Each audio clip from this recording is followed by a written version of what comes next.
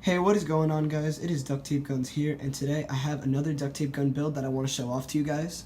So this here is the FNP-45 tactical handgun. So a little bit of information before we go into my model. The FNP-45 tactical is a 45 caliber handgun developed and produced by FNR Sight, a Belgian American gun making company. And it was designed for combat and special forces use, but it's also used commercially. It's a really high quality, durable, aesthetically pleasing looking handgun, and I think that's kind of what inspired me to make it. So here it is. Here I am showing it off to you guys today.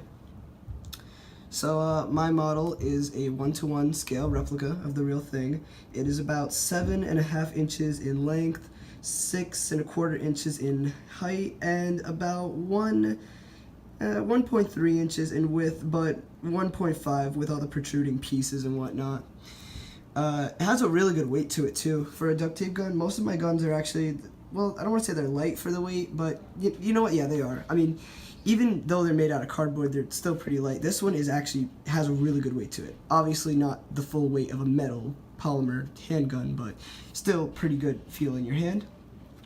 Also, the colors on this one are a bit different. You can see that this one is tan, or the bottom is tan. The top is still my normal gray gunmetal color, but the bottom here is tan, and that's to replicate the flat the flat dark earth color that this gun comes available in. A lot of pictures I saw of this weapon when I was going to make it, it was in flat dark earth, and I thought, well, that looks really cool. I made it in that color, and it really stands out. It looks really nice, and I'm glad I built it that way. I also worked really hard to shape the gun so that it's not just like a blocky, like same width everywhere. I added some curvature on the grip, so it's really comfy. I added some different weights on the, different widths on the bottom, so that you can see that it actually does gradually get thinner as we reach the barrel.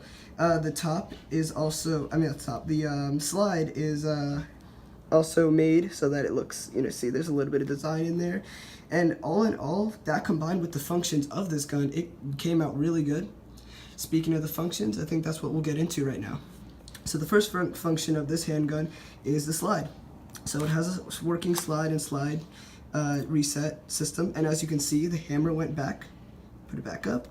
And if we pull the slide back, the slide goes back in place. Like I said, the slide does reset by itself, so you don't have to push it back. But if you would like to lock the slide, you can with the Ambidextrous slide catches here. So put it what's called pull the slide back, slide release, pretty strong, release, and same goes for this side. Put the slide up, slide catch up, and release. It is ambidextrous, so you can put it up on the left side and drop it on the right, or you could put it up on the right. Put it up on the right and drop it on the left. So that is probably one of the benefits of having an ambidextrous release system, and worked really hard to make that work, and it looks really cool. Another ambidextrous system I have here is the magazine release. So I'm going to show you the magazine first. So just before I go into it, the real life counterpart, the FNP-45's magazine has a 15 round capacity, which for a 45 caliber handgun is actually pretty impressive. It makes the gun in real life really bulky, and a lot of comments I've heard about the real life gun is that it is very wide, and that's to accommodate for the width that the magazine takes up. But for 15 rounds, that's pretty good for 45. So let's put it in. There is a magazine catch, so as you can see, the magazine stays in place. With the camera angle, it's going to show you, but as you can see, I'm shaking it, and it does not fall out of place. That is until we press the magazine release, which is ambidextrous, by the way. So I'll show you on the other side. And it comes from a really cool reload animation if we combine the slide and the magazine. So pull the slide back.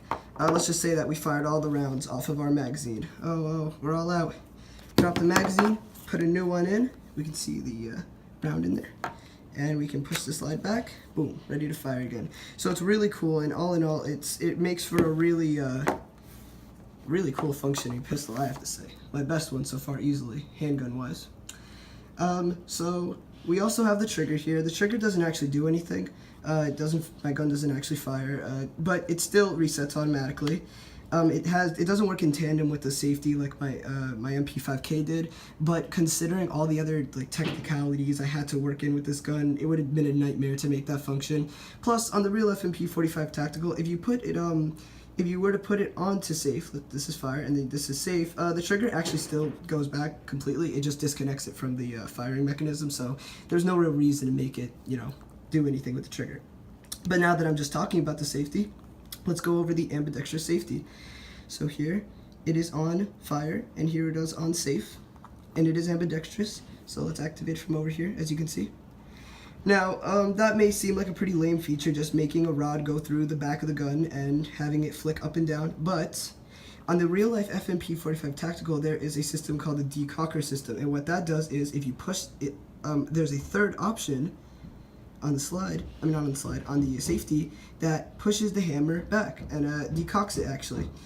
And this is really helpful if, let's just say you're at the firing range or at a situation where the hammer's already primed.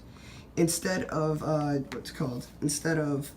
dropping your magazine, ejecting the round, and then firing it, dry firing it so that the weapon, that could mess up your weapon, you can actually safely decock it. And I thought that was a pretty cool function, so I had to add that into my gun, and I think it looks pretty cool because, let's just say the hammer's racked, or the slide racked the hammer back, and you're like, well, I don't want to fire it, so let's just decock it and put it back on safe. And I don't know if you guys have been noticing, but lately, well, not lately, but I keep flicking on this thing, and this is the takedown lever. Unfortunately, when I pull the slide back, you see how it kind of pushes this forward a little bit, and that's kind of the mechanism that holds everything together. On the real weapon, you would push the slide back, you would lock it, and what you do is you would turn this. On the real gun, you would actually turn it, which way did I turn it? I turned it, hold on. Okay, I turned it clockwise, no, counterclockwise. I'm so sorry. Should have really thought of this, but thought about that before. On the real gun, you would actually turn it the opposite direction, but on mine, in order to make it work, I had to make it turn counterclockwise. But that's not the point. The point is now, if we release the slide, the gun actually comes apart, and you can see what is on the inside. So first things first, we have to take the barrel out. On my gun, on the real gun, this is a threaded barrel protector because the barrel is actually threaded. So I tried to recreate that here with a little piece of PVC pipe that was spiraled, and you can pull the barrel out of the slide. So this is kind of like a miniature field strip, I guess we could call it, but I'm not going to do the whole thing. This is the spring rod system. On the real weapon, the spring rod is actually attached to the slide, but you know, just to make the gun more sturdy, I thought, you know what, let's just attach it. So here we can see the mechanism. So all it is a little thing that holds the barrel in place, and the barrel is actually what stops the slide from going forward. We can see here the little mechanism that is the ambidextrous slide release. It's pretty simple, you know, two things that hold each other in tandem. You can even kind of see the magazine release system. It's just a little, what would you call that? A notch that is on the inside that clips onto these notches, and as you can see, if we put it in, it would stay on, and then if you push it either forward or backwards, it comes out. So, you know, so I think we'll put this gun back together again. But while I'm putting it back together, that kind of really concludes this video of the FNP-45 Tactical. I'm going to make a separate video showing off the tactical functions of it. As you can see, I have a box of attachments in the back, or accessories in the back that I'd like to show off. But I think if I showed it all off in this one video, it would be way too long. So I think I'm just going to make two separate videos. So to put it back together, oh, sorry, we should have put that on whatever that would be, I guess safe. Put the slide back, and we are ready to go. So this has been my FNP-45 Tactical. I really hope you guys enjoyed seeing all the things I put into this gun. I know I don't post that often, actually pretty periodically from time to time, but I think it's worth the wait. I mean, if you guys are actually waiting for videos, I do have a Twitter account at Duct Tape Guns if you guys want to follow up. I actually post a lot of project checkpoints on there if you guys want to keep updated. But as for this video, I'm going to end it here. This has been my FNP-45 Tactical. I'm going to make a second video showing off the accessories, but thank you guys for watching.